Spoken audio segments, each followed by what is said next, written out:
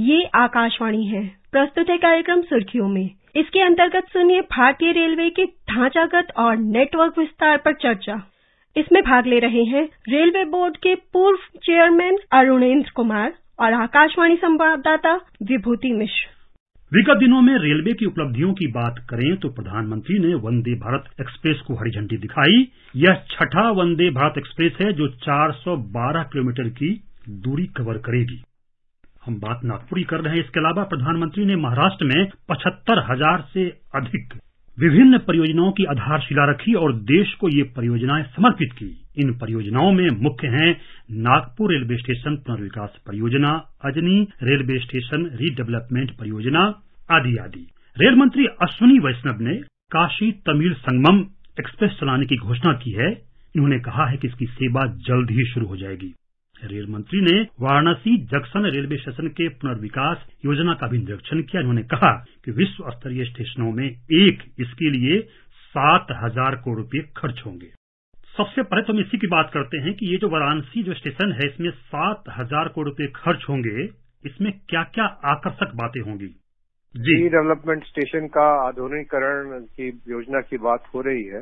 ये जो स्टेशन चुने गए हैं उनपे खर्च होने का प्रस्ताव है। इसमें बड़े बड़े स्टेशन जैसे नई दिल्ली भी हैं और नागपुर रजनी की आपने बात करी, वाराणसी की बात करी। बट इसकी पृष्ठभूमि में देखिए जो गांधीनगर में स्टेशन बना है, जहाँ स्टेशन का पूरा आधुनिकीकरण हुआ है, नया होटल बना है, यात्री आके वहीं रह सकते हैं, अपना बिजनेस मीटिंग वगैरह कर सकते हैं और फिर जा सकते हैं। हबीबगंज भोपाल में बना और राजकोट में बना।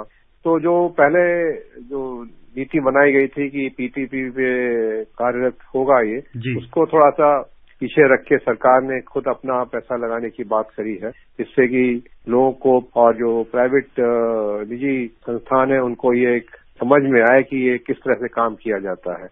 क्योंकि ये आपको बताऊं जहां जहां ये ऐसी चीजें हुई हैं, अगर बर्लिन स्टेशन की जब बना था तो उसको करीब 10 वर्ष लग गए थे बनाने में ही। कंसेप्ट की बात अलग की जाए तो अगर आप वाराणसी स्टेशन रेलवे स्टेशन को हम लोग 10 साल तक नहीं लेना चाहेंगे। सरकार इसमें बहुत गतिशील है और सभी स्टेट गवर्नमेंट की सब उनको पूरी सहयोग है। तो ये चीजें आगे हम जनता चाहेगी 2 या 3 सालों में 4 सालों में पूरा होते हुए। जी। सारा चीज ये स्टेशन आधुनिकीकरण का एक बेसिक समझ लीजिए, एक मिनी शहर, एक छोटा लघु शहर के नाम से ये जाना जाने लगेगा, जिसमें ट्रेन में उतरना और चढ़ना एक प्रक्रिया होगी। और भी जो हमारी जरूरत होती है एक शहर के नाम से, बट ये कोशिश रहेगी आप शहर में प्रवेश न करें, अपना काम जल्दी करके यहीं पे पूरा निपटा के निकल जाएं। ऐसी सारी सुविधाओं से वो सुसज्जित होगा। तो एयरपोर्ट में तो निजी भागीदारी अब अच्छी तरह से आ गई है, उनको समझ में भी आ गया है। अब स्टेशन में लाने की देरी है। और ये जैसे जो प्रोजेक्ट्स हमारे माननीय रेल मंत्री जी ने घोषित किए हैं और माननीय प्रधानमंत्री के नेतृत्व में आगे बढ़ता जा रहा है, ये चीज देखने को मिलेगी। और ये एक बहुत बड़ा एक कदम होगा आज की सरकार का, जो कि स्टेशन आधुनिकीकरण बहुत समय से बात करें लेकिन अब हम कार्यान्वित होते हुए देख रहे हैं। एक गति शक्ति और के माध्यम से जिसमें सभी लोग एक साथ आगे बढ़ते हैं, ये इसको एक नया आयाम मिलेगा, नई दिशा मिलेगी, नई स्फूर्ति मिलेगी। इसके अलावा अगर हम नेटवर्क विस्तार की बात करें तो और यात्रियों को क्या क्या सुविधाएं मिलने वाली हैं और सरकार की इसको लेकर क्या सोच है? विदेशों में क्या होता है कि आप दिल्ली, जापान, टोक्यो से ओसाका गए, अपना काम किया, वापस आ गए, कहीं आपको किसी और बाहर इस होटल में जाने की जरूरत नहीं पड़ी। होटल पे मैं कितनी बार ज्यादा स्टेशन में मीटिंग करके वापस आ जाते थे। तो यही चीज हमारी इसमें रहेगी कि भाई सब कुछ आपको वहीं पे हो। और सबसे ज्यादा आवश्यक है कि जमीन जो रेलवे के पास है उसी का ऊपर सारा काम किया जाए और सारे ट्रांसपोर्ट मोड्स को मिला के रखा जाए। मतलब ये कि बसें भी वहीं पे हैं, टैक्सी भी वहीं है। अगर जो वहाँ जाना चाहें तो अगर आप उतर के लास्ट माइल कनेक्टिविटी के लिए आगे बढ़ना चाहते हैं तो बस आपको मिल जाएगी, मेट्रो भी वहीं मिलेगी आपको। तो एक बड़ा ट्रांसपोर्ट हब बनेगा, एक कमर्शियल हब बनेगा, एक बिजनेस हब बनेगा, होटल हब। तो ये एक बहुत जबरदस्त कॉन्सेप्ट है और गगनचुंबी इमारतों की तो आवश्यकता होगी। टेक्नोलॉजी की बहुत जरूरत पड़ेगी और एक चैलेंज भी बहुत होगा, क्योंकि जैसे आप नई दिल्ली स्टेशन को रीडेवलप करने की बात करते हैं तो वहां से कैसे निकलेंगे? वो इतने ज्यादा कंक्रीट पहुंचाना, कंक्रीट जो डेब्रिस निकलेगा उसको निकालना एक आसान काम नहीं है। तो ये चुनौती भरा काम है, लेकिन सरकार ने इस बात को समझा है आगे बढ़ने की पूरे लगन से। और सबसे बड़ी लगन सरकार की जरूरत है, उन्होंने धनराशि आवंटित करी है। अगर धनराशि आपके पास होती है तो फिर आपका काम आगे बढ़ता रहता है। ये एक बहुत बड़ा जो बदलाव हम आज की सरकार में हमने करी, उन्होंने बताया कि जो बाकी करने वाले तो उनको मिल जाएंगे, लेकिन कैसे करें, धनराशि और टेक्नोलॉजी भी आ जाती है धीरे धीरे करके, सपोर्ट मिल जाए सरकार की, जो भी दोनों तरह की सरकार, केंद्र सरकार और राज्य सरकार दोनों एक ही पेज पे हो, तो फिर तो कोई रोकने का मतलब ही नहीं है। अरुणेंद्र जी, रेल मंत्रालय ने इस बार OSOP यानी वन स्टेशन वन प्रोडक्ट योजना की शुरुआत भी की है। अभी 535 स्टेशनों पर यह संचालित है। हैंडीक्राफ्ट, परंपरागत वस्त्र, स्थानीय कृषि के उत्पादन, तमाम चीजें इसमें मौजूद हैं। इसको आप किस रूप में देखते हैं?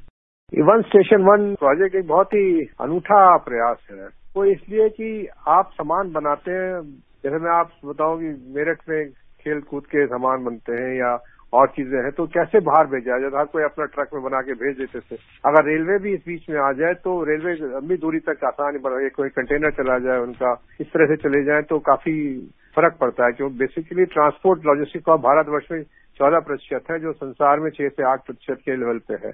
तो इसलिए जहां जहां ये बढ़ती गई है और रेलवे की वहां पे बुकिंग फैसिलिटी अच्छी है, अगर नहीं है तो उनको प्रयास बनानी पड़ेगी। जहां पे ये सुविधा उपलब्ध है वो सुविधा को हम इस्तेमाल करके और उस शहर के, जैसे फल हैं मध्य भारत में जो जाते हैं, या कश्मीर से आप वहां के सेब या अनानास, या इधर से उत्तर पूर्व से लाना चाहें, अरुणाचल की कीवी है, इस तरह की चीजें जो है आप ला सकते हैं। तो हैंडीक्राफ्ट काफी ज्यादा जो इन्फेसिस अभी आना शुरू हुआ है। तो ये वन स्टेशन वन प्रोजेक्ट एक ऐसी जो मूवमेंट है, ये धीरे धीरे अब आगे बढ़ता जा रहा है। और जैसे जैसे जो राज्य सरकार की जो जिले हैं, जनपद हैं, ये समझेंगे इस बात को कि रेल उनके लिए, बिकॉज रेल होती है केंद्र सरकार की और राज्य सरकार के जिला स्तर पे जब ये समन्वय बढ़ता जा रहा है, इसको हम आगे प्रोजेक्ट को आगे बढ़ता हुआ देखेंगे और काफी इम्पैक्ट पड़ेगा रेलवे से अगर सामान चला जाए।